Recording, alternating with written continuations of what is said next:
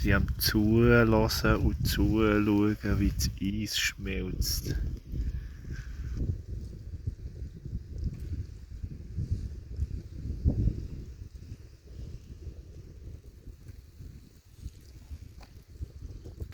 Jetzt haben mich schon ein paar Leute gefragt, was die absolut beste Jahreszeit ist hier. Für mich persönlich ist es eigentlich der Mai, ganz klar. Im Mai hast du keine Mucke, du hast 24 Stunden hell. Also, jetzt geht die Tour, die ich hier mache mit dem Gravel, müssten wir am Morgen um 8 Uhr los, weil dann ist noch gefroren. Jetzt hast du gesehen, das kannst du noch mal mit dem Fatbike machen. Aber die Knospen kommen in den Bäumen. Es kommen immer mehr. Du siehst, wir haben viele Tiere. Wir haben Eulen und Kranich und Westaraki und ganz viele Viecher. Und ja, es ist wirklich halt Frühling jetzt. Das ist geil. Und ja, ich bin jetzt hier eigentlich eine Tour am Exploren. Der Weg ist nicht auf der Karte. Aber ja, wenn du dann mal Velo fahren willst, sollte ich dann verschiedene Touren parat haben. Gravel oder Mountain oder Fett, ich weiß noch nicht, wie ich das hier nenne. Noch die gefragt haben, wieso ein Velo mit so fetten Pneus. Das macht im Fall schon mega Sinn hier oben. Weil ja, es ist spulig und sinkst ein. Ja, aber das ist Fakt.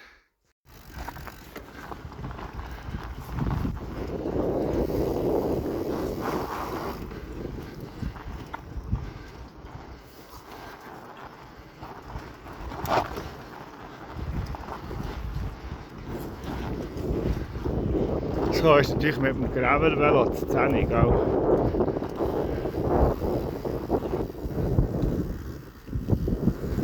Die Kirche.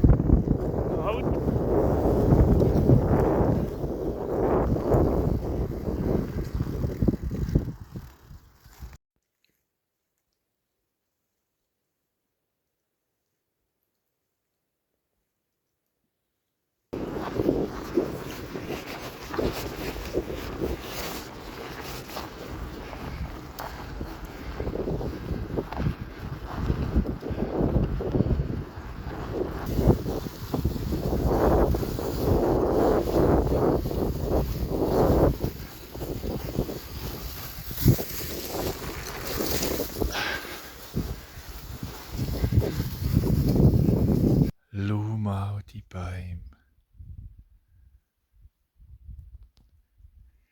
Jeder hat so einen eigenen Charakter.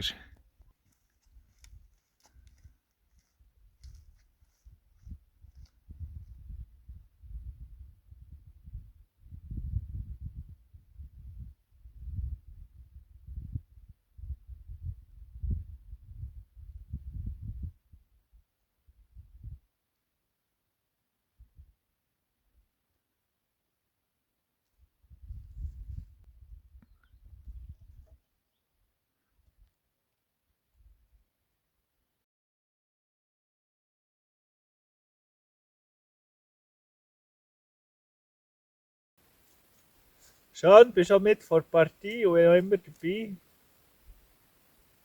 Das freut uns. Wenn du noch nicht hast, lass doch ein Abo da auf dem YouTube. Und Like. Und sag es weiter, dass unser Kanal wachsen kann. Yes. Und wenn du diesen Sommer nicht weißt, was machen und einen Monat willst du Ferien machen und ein bisschen helfen. Ein bisschen helfen. Ein bisschen helfen, was auch ging. Also, die Brickwall ist clean. Staubmann. Jo, Mann, ich bin hure dirty. Für das Brickwall clean. Nice. Das war eine hure staubige Sache. Aber dann lässt sich eigentlich sehen, würde ich sagen.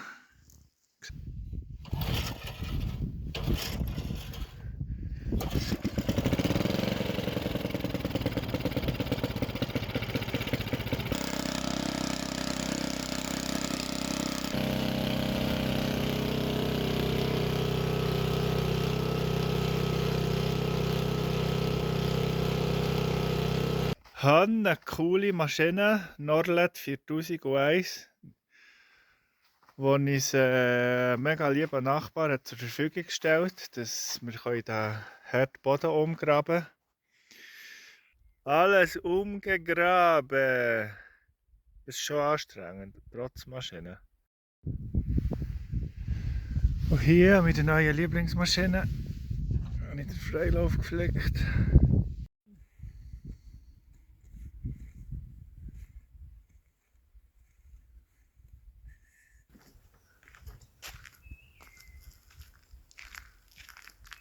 Ein Kranich.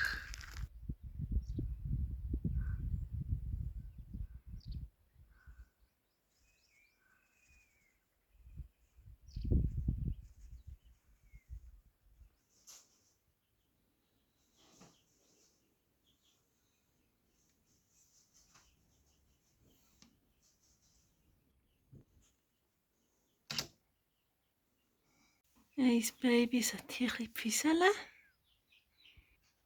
Und die anderen, sie haben rumtanzen. Jetzt fliegen sie da schon auf das Geländer rauf. Ja.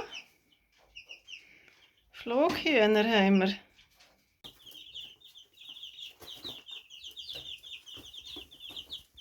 Seit heute haben die Hühner nur noch Einstreu und keinen Stoff, was sie drauf sind. Und sie haben Freude.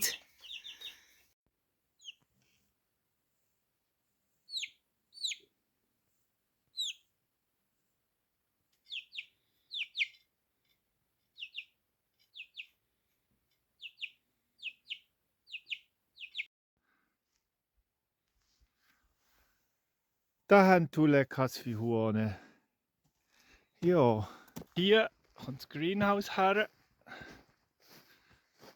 Vor 4 Stunden hat es noch so ausgesehen.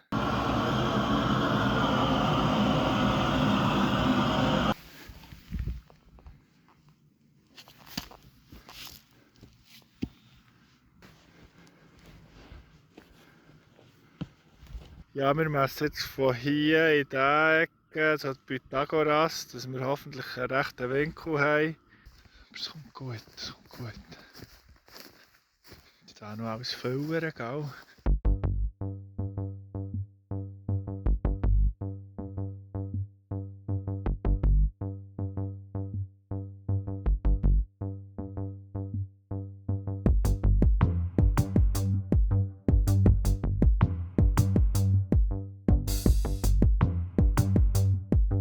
Der Weed Barrier, dass kein Gras mehr wächst. Wir bekommen ein bisschen Herd geliefert.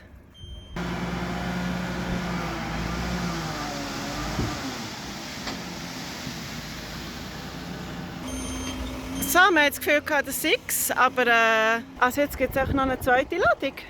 Crazy, okay, das sind 50 Kubik. He?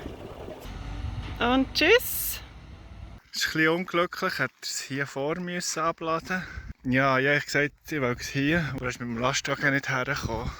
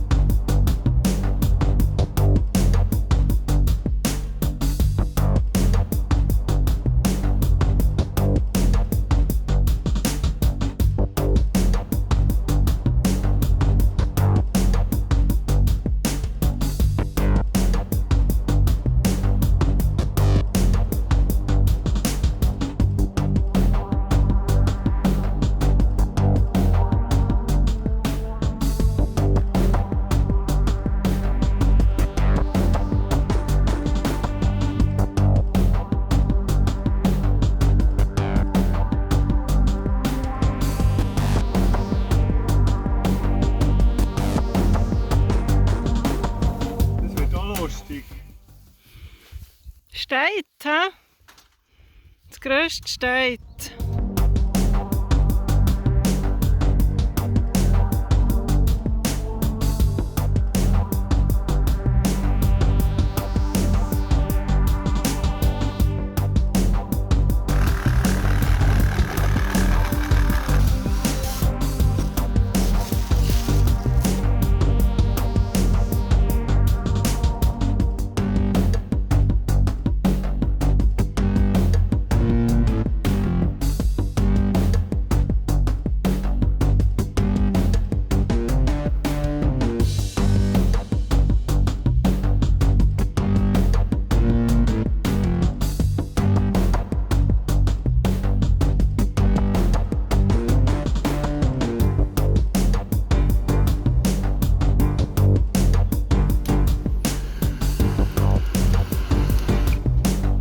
Ab 9 Uhr.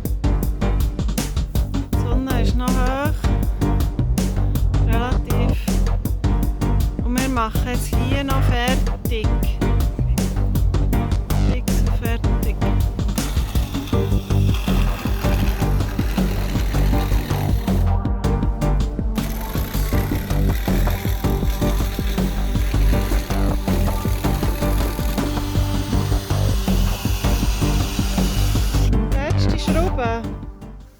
Wer steht unser erstes Greenhouse? Ja, es war nicht lustig, um es aufzubauen. Aber hey, wir haben es geschafft. Vor Sonnenuntergang. Schaut, wie schön. Bist du stolz? Das haben wir gut gemacht.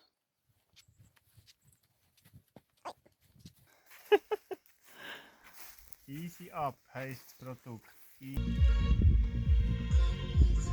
Der Treibhaus ist ready für Pflänzli.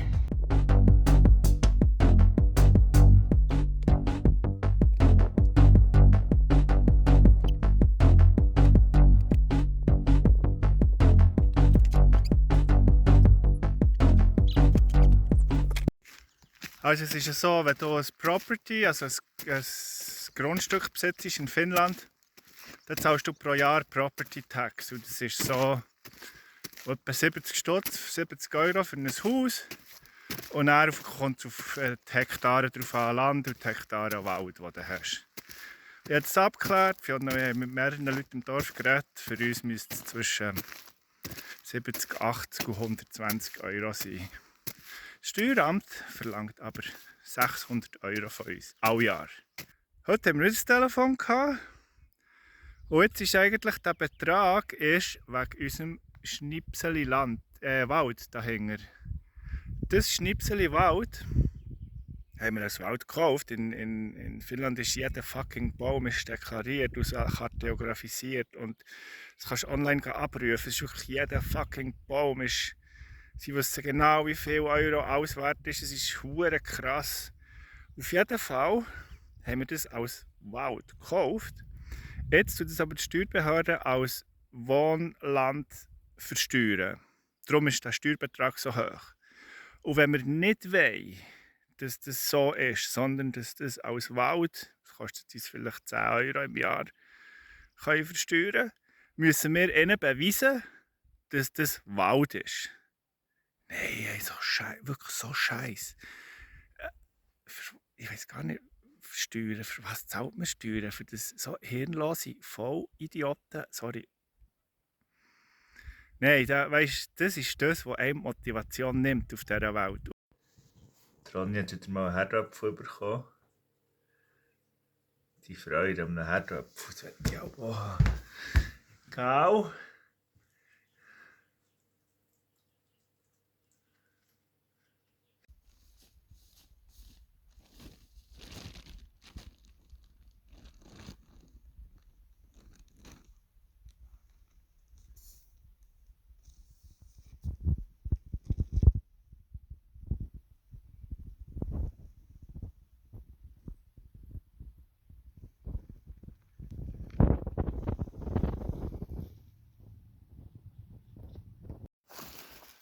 Es war ja mal die Frage, wieso hier bei uns im Wald hier keine Bäume wachsen. Es hat ja da so da zwischen den Bäumen immer so Hügel. Ganz viel. Ja, der Ursache bin ich jetzt auf den Grund. Und es war ja wohl klar, die super Silage-Technologie, die irgendwie legal ist. Ja. Es ist alles voll, es ist endlos.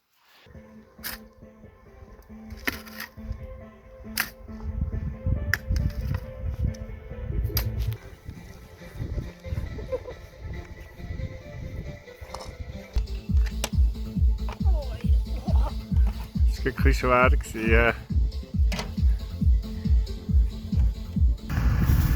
Für den Grabschett brauchen wir schon noch einen Traktor. Für etwas haben wir coole Nachbarn. Das ist noch krass, es ist jetzt gerade frisch off vom Traktor und es ist noch eiskalt. Das heisst, das Graszeug das isoliert mega. Schau mal, Michael Jackson war hier. Der Bodennebel ist noch da. Mai ist echt der geilste Monat. Gehst du ab am 10 Uhr, hey. Das alljährliche Friedhof reinigen, das Talcott.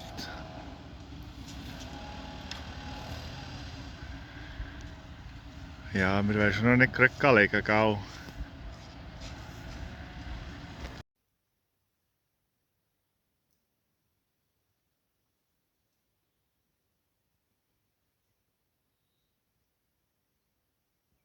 Das ist der Kleinmeltasjärvi.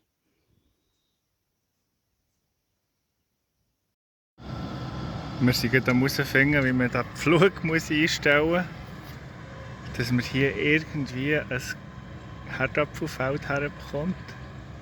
Farblife. Das würde man jetzt vielleicht in der Bauernfachschule lernen, aber da würde es auch heissen, unser Pflug sei zu alt.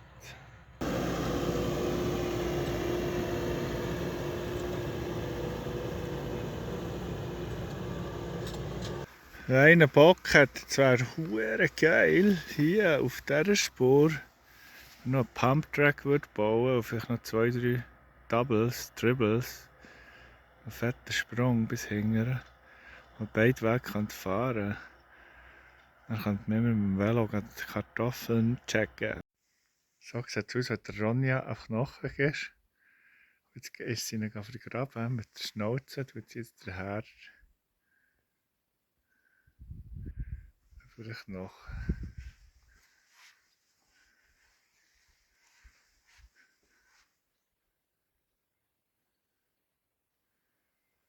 Ronja! Nicht dort vergraben. Marco fängt nicht dort wieder. Hä?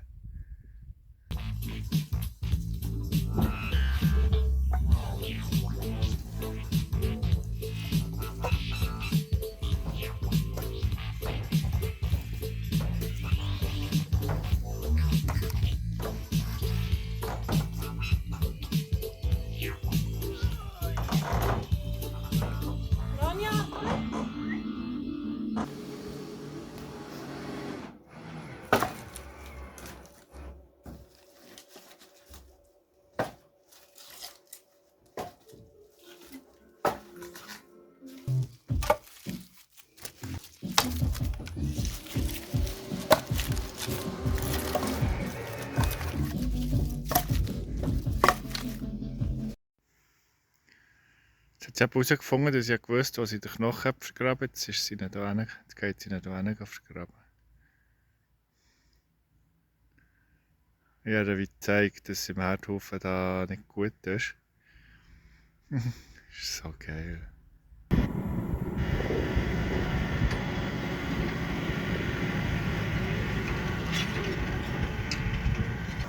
Wenn man viel Köder hat und zu wenig Gewicht, tut man das Köder halt auf die Ecke. Trash Farming.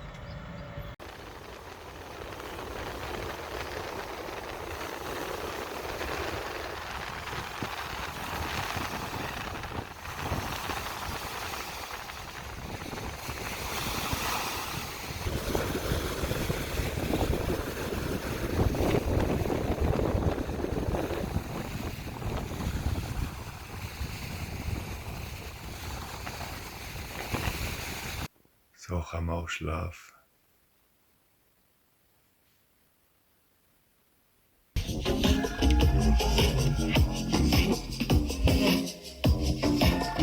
Das wird der Hühnerstall.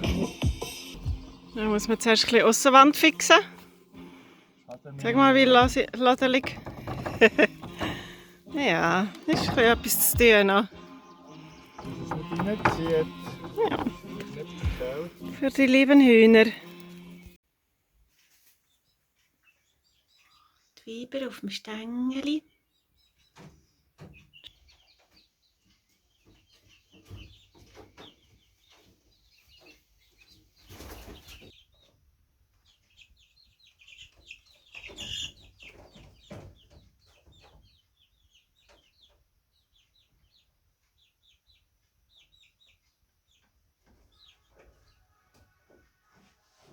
Da in alle Ecken kommt jetzt ein Gitter, so ein bisschen Hermelin Marder Protection, dass sie sich dann im Winter die Isolation fressen und zu den Hühnern gehen.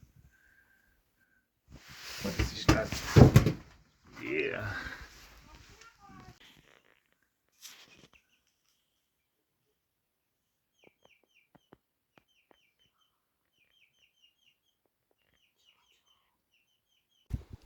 Chicken Coop in the making. So, die Hühner bekommen ein schönes neues Zuhause. Schön isoliert mit Sawdust und noch ein bisschen Wolle da oben. Chicken Coop in the making. Tag 2. Die Wänge sind isoliert. Chicken Coop wird ein schönes Zuhause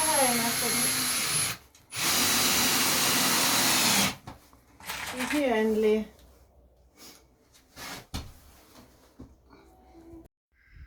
Finally, Emigration Day has arrived.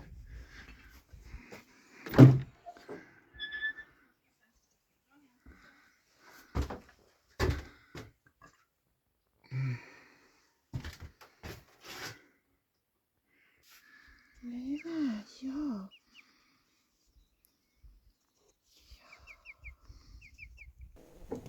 Das ist eine Henne. Da haben wir noch eine oder eine. Next one. Schaut die wunderschöne Lady. Wunderschön. Wow. Ah, Die erste hat das Sandbad entdeckt.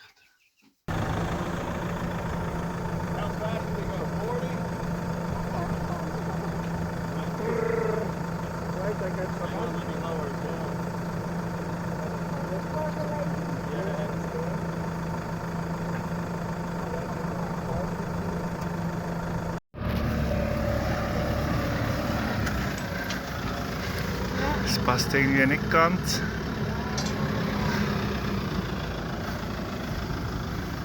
Wir haben jetzt auch gelernt, maschinell geht es sicher auch erst in 3 Jahren. Jetzt müssen wir mal schauen, jetzt kann ich auch Alltag Herber vergraben. Potato Seed Machine. Potato Seed Machine. Wir können hier Mist holen. Anhänger voll. Yes. yes. 2 Anhänger voll Scheisse. Sieht dann auf der Wiese gar nicht mehr nach so viel aus.